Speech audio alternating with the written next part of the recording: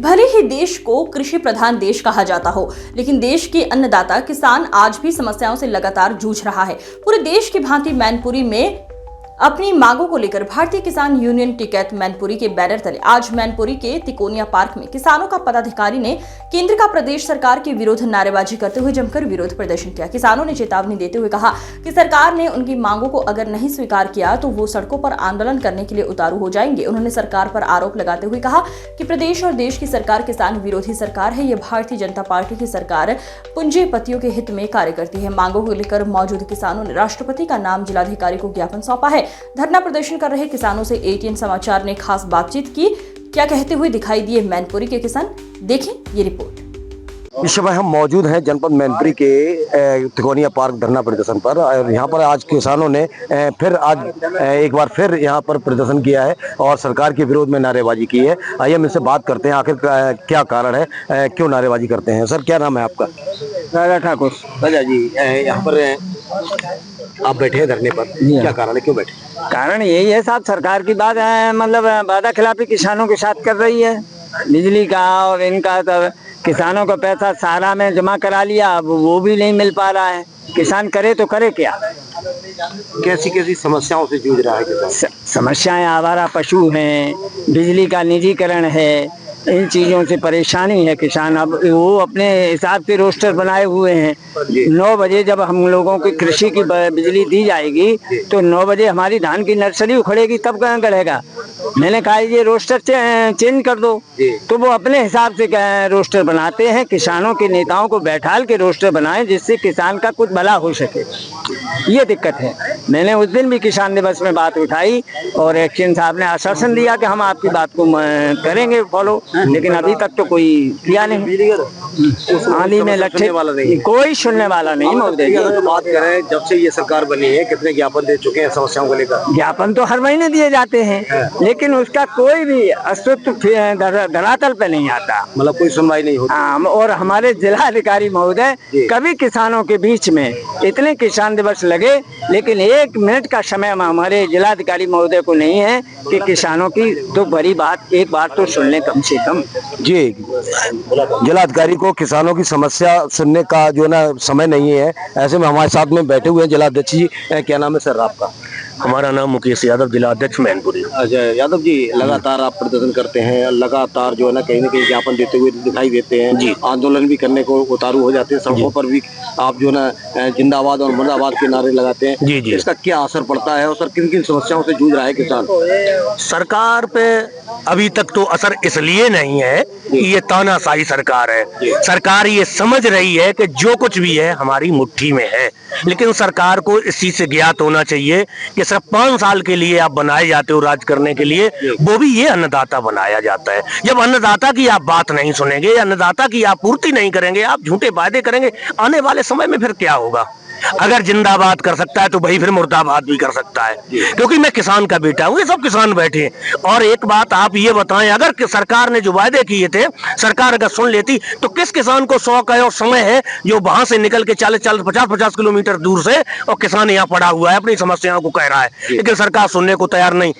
ये मैंने देखा है कि जिले में काफी जगह सर के रेट नहीं बढ़े, जमीन का वही रेट है, किसान बराबर चिल्ला रहा है, आए भी चल रहे हैं, लेकिन सर के रेट नहीं बढ़ रहा है। पूंजीपतियों का तो रेट बढ़ रहा है, लेकिन किसानों के लिए कोई रेट नहीं। हर चीज का रेट बना। हम लोग एमएसपी के लिए लड़ रहे हैं, बराबर सरकार ने वायदा किया था कि हम किसानों को एमएसपी देंगे, लेकिन आज दिन तक कोई एमएसपी नहीं थी। तो इसलिए ये सरकार विरोधी, किसान विरोधी सरकार है। दूसरी बात, सबसे बड़ी बात तो ये है कि सरकारें तो मैंने बहुत देखी जी, लेकिन आज दिन तक ऐसी तानाशाही सरकार नहीं देखी जो किसानों को कहने के बाद भी फिर इन भिखारियों के तो कानों पे रूह नहीं आ रही है। अगर रूह नहीं आ रही है तो किसान के पास एक ही प्रूफ रह गया है कि लाठी हाथ में होगी, रोड पे खड़े होंगे, रोडें जाम कर देने, लास्ट ये होगा कि इनको सुनना पड़ेगा, इनको घुटनों चलना पड़ेगा।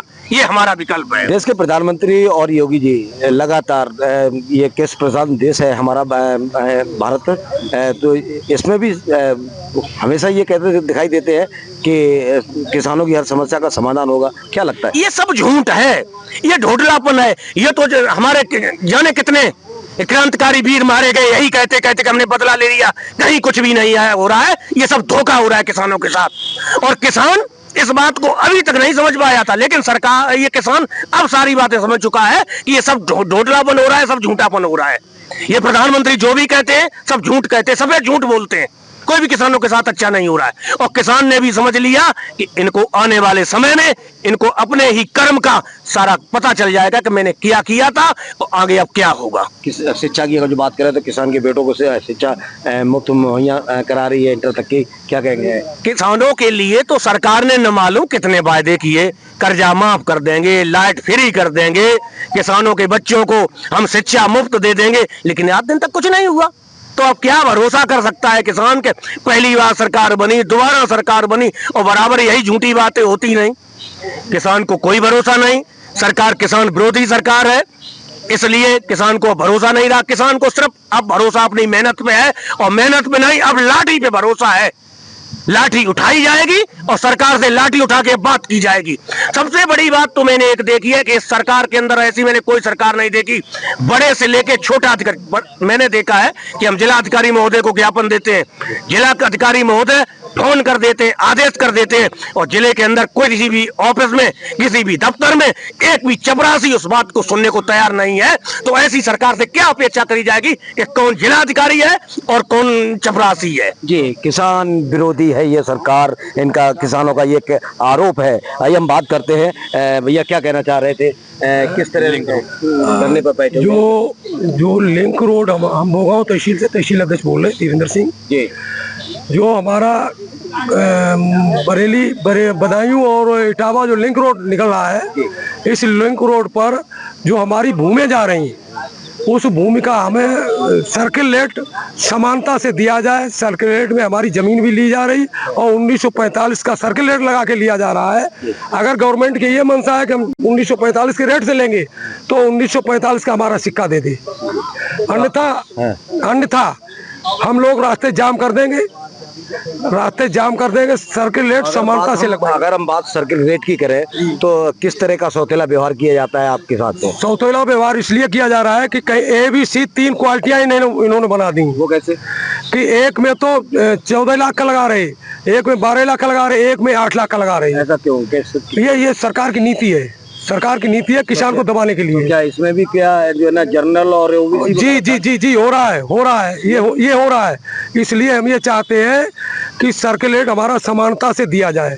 किसानों को भूमि जो रोड लिया जा रहा है, रोड में जगह जा रही है, जगह तो जाएगी, लेकिन किसान को जिंदा रहने के लिए उसका समानता से सर्किल रेट बना दिया जाए। जी, हमारे साथ में और भी है यहाँ पर किसान जो धरना प्रदर्शन कर रहे हैं। यहाँ पर महिलाएं भी मौजूद हैं, ये भी ये पदाधिकारी है। आइए हम इनसे भी बात करते हैं। क्या नाम है आपका? सुनीता देवी। सुनीता देवी कहाँ से बिलोंग करती हैं? आज यहाँ पर धरने पर बैठी हैं। हमारा नाम गीता यादव, जिला मंत्री। आज प्रदर्शन कर रही हैं, क्यों कर रही हैं, क्या कारण है? यही प्रदर्शन करे किसानों के बारे में। किसान भाई क्या मांगे हैं आपकी? यही मांग है हमारी किसानों के लिए, किसानों की मदद करना। गरीब किसानों के बच्चे जो सड़कों पर घूम रहे, शिक्षा नहीं मिल रही है, बिजली फ्री हो जाए, यही है हमारी मांग, और क्या है। तो क्या इन मांगों पर खरा नहीं उतर रही है सरकार? नहीं उतर रही, नहीं मांगी जाए। अगर ये मांगे आपकी पूरी नहीं हुई तो क्या करेंगे? हम क्या करेंगे? हम धरना करेंगे रोडों पर, सड़कों पर। तो देखा आपने कि किस तरह से जो ना यहाँ महिला की ये सदस्य भी हैं, यहाँ पर प्रदर्शन में बैठी हुई हैं। इनका साफ कहना है कि ये सरकार किसान विरोधी है, और जब तक किसानों की ये मांगें पूरी नहीं होंगी तब तक ये धरना प्रदर्शन यानी कि आंदोलन करने पर भी उतारू रहेंगे और सड़कों पर उतरने के लिए हमेशा ये तत्पर है। कैमरामैन के साथ अनिल शाक के ATN समाचार मैनपुरी।